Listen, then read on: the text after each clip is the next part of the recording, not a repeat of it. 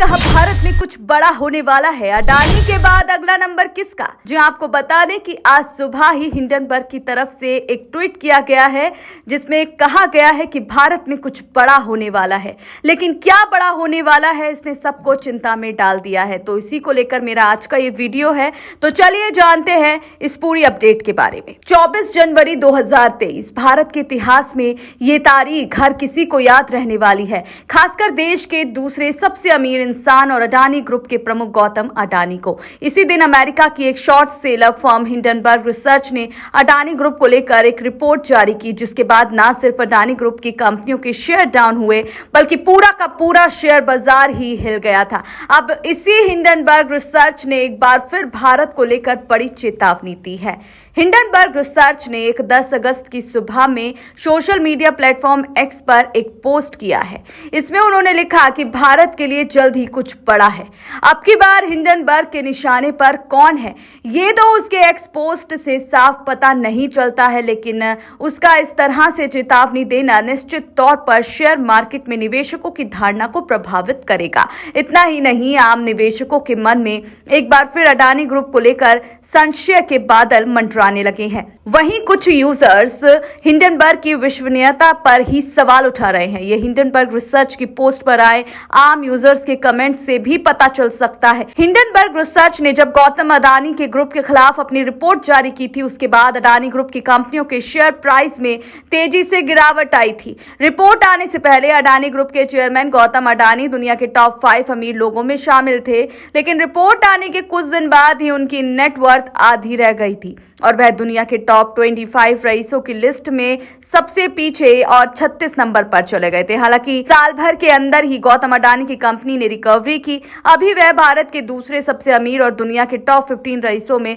फिर से शामिल हो गए हैं। वहीं हिंडनबर्ग रिसर्च ने अपनी रिपोर्ट में अडानी ग्रुप पर अत्यधिक कर्ज लेने, शेयर प्राइस को मैनिपुलेट करके उन्हें जरूरत से ज्यादा भाव तक पहुंचाने और अकाउंटिंग में गड़बड़ी होने जैसे आरोप लगाए थे। इसी बीच सवाल अब ये उठ रहा है कि जिस तरीके से जो कंडीशन अडानी ग्रुप की देखी गई, अब ये कंडीशन किसकी देखने को मिलेगी?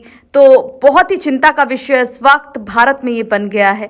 वहीं आपको बता दें कि हिंडनबर्ग का आरोप उदय कोटक की फर्म को बचा रही सेबी। जी हाँ, हिंडनबर्ग ने कहा कि उदय कोटक की स्थापित ब्रोकरेज फर्मों ने ऑफशोर फंड स्ट्रक्चर बनाया, जिसका इस्तेमाल उसके इन्वेस्टर पार्टनर ने अडानी ग्रुप के शेयरों को शॉर्ट सेल कर फायदा उठाने के लिए किया। सेबी ने नोटिस में केवल के इंडिया अपॉर्चुनिटीज फंड का नाम रखा और कोटक नाम को संक्षिप्त नाम KMIL से छिपा दिया। KMIL यानी कोटक महिंद्रा इन्वेस्टमेंट है। इसमें कहा गया है कि बैंक के फाउंडर उदय कोटक ने कॉर्पोरेट गवर्नेंस पर सेबी की 2017 की कमेटी का व्यक्तिगत रूप से नेतृत्व किया था। हमें संदेह है कि सेबी के ओर से कोटक या कोटक बोर्ड के किसी अन्य सदस्य का उल्लेख न करने का मतलब एक शक्तिशाली भारतीय व्यवसायी को जांच की संभावना से बचाना हो सकता है, जिसे सेबी स्वीकार करती दिख रही है। इसी बीच शॉर्ट सेलिंग यानी पहले शेयरों को बेचना और बाद में खरीदना। जी हाँ, इस बीच सवाल ये उठ रहा है कि शॉर्ट सेलिंग क्या है? तो शॉर्ट सेलिंग का मतलब उन शेयरों को बेचने से है जो ट्रेड के समय ट्रेडर के पास होते ही नहीं है।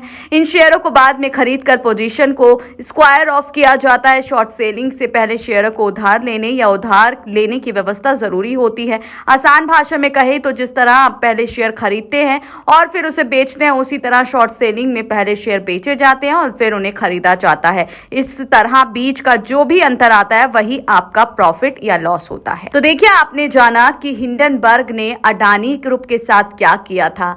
तो इसी बीच अब सवाल ये खड़ा हो रहा है कि अडानी के बाद अगला नंबर किसका है? हिंडनबर्ग ने आखिर चेतावनी किसको दी है? भारत में क्या बड़ा होने वाला है? ये सवाल अभी भी बरकरार है। तो जैसे ही हमारे हाथ भी अपडेट लगेगी तो हम आप तक जानकारी पहुंचाएंगे। तब तक के लिए बने रहे सच टॉक्स के साथ।